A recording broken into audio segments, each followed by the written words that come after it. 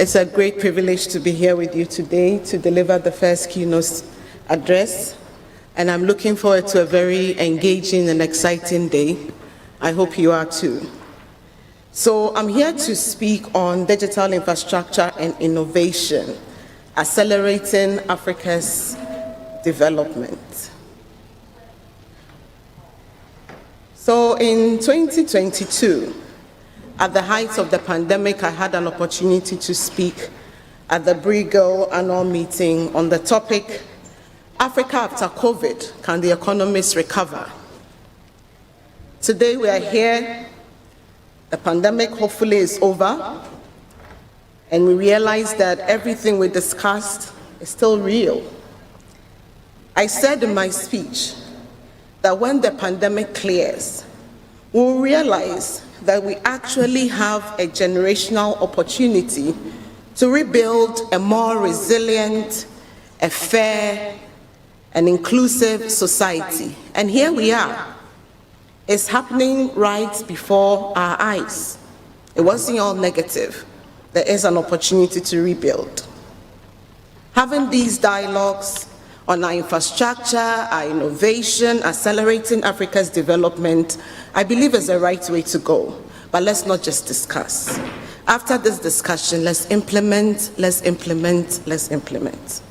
This is how the acceleration is actually going to happen. I'm sure you agree with me that the contribution of digital to our development has been accelerated, not just as individuals, but for the society, for businesses, and governments have gone digital as well.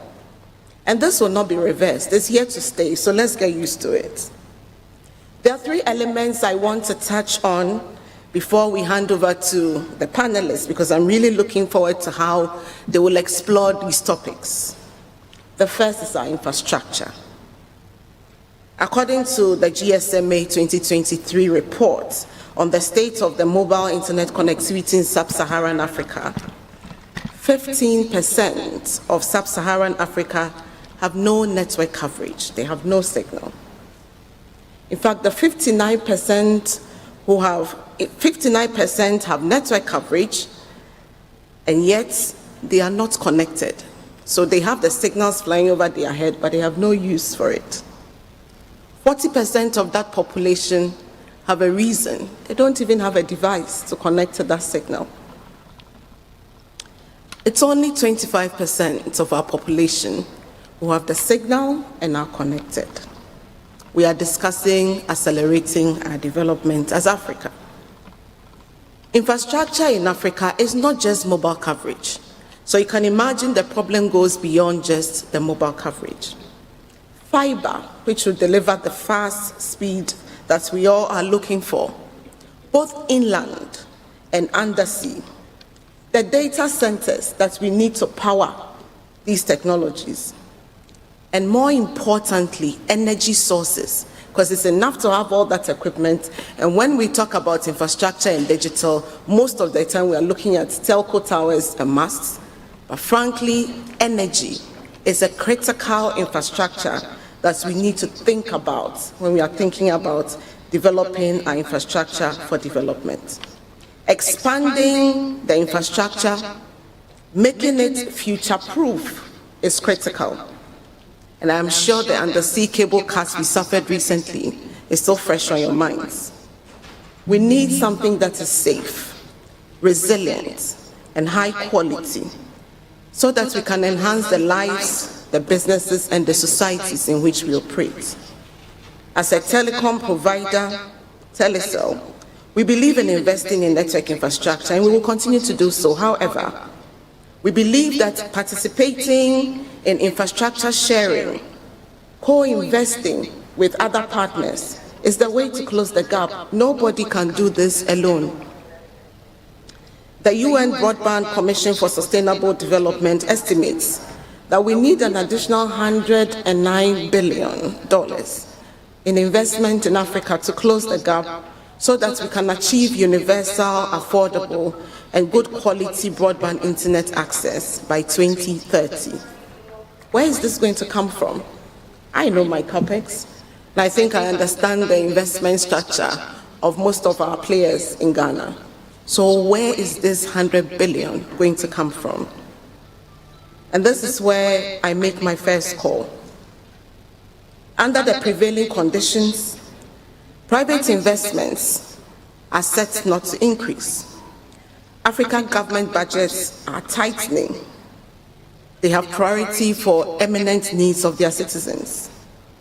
Most donors have diverted their foreign aid to their own domestic reconstruction.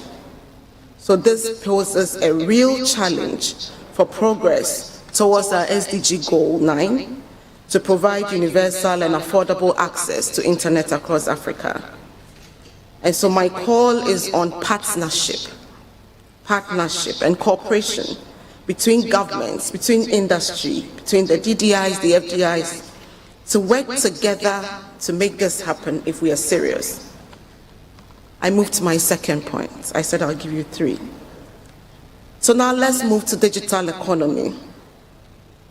According to the IFC and the Google Economy Africa 2020 report, and I quote, Africa's digital economy is one of the largest overlooked investment opportunities available, with a potential to add $180 billion to Africa's GDP by 2025, which is very close. I've touched on infrastructure. However, infrastructure alone is not enough.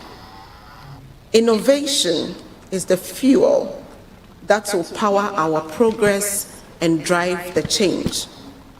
Africa is home to some of the brightest minds and most innovative thinkers in the world. From mobile banking solutions to renewable energy technologies, Africa's innovators are leading the way in finding creative solutions to the continent's most pressing challenges. We must be more deliberate and invest in tapping into the innovative capacity of our talents and prioritize innovation in schools, in industry, to drive development at scale. As for tech startups, I think we know how to do it. We know how to kick it off very well. We have mastered it. And I'm getting tired of it, to be honest. What is important now is not just to give them funding from family and friends. We need to help them to drive scale. It's enough to set them off, but the difficulty is that they don't survive because they are not able to drive scale. We need to invest in those businesses till the end. My third and my final point is on literacy. So if we have the infrastructure, we provide all the innovative solutions. These businesses are built up and set up and ready. Who will use them? From the stats I shared earlier on, if 59% of the population in Africa do not use mobile internet, despite the fact that they live in an area with coverage, then how do we drive adoption so that they will appreciate the technologies that we also desire to roll out? Africa's working population is projected to surge by approximately 450 million individuals from 2015 to 2035. Sustaining current trajectories will see less than a quarter gain access to stable employment, and that's worrying. This is according to the World Bank. Expanding internet accessibility holds the potential to generate millions of job opportunities and upskill young people for tech opportunities. We need to ensure the ripple effect is wider. The ripple effect on adopting technology and innovation is wider. In conclusion, governments and businesses must invest in digital literacy programs to equip African youth with the skills needed to thrive in this digital economy, from coding to digital marketing to cybersecurity to data analytics. Instill digital technology knowledge in our young people right from primary school and build their exposure.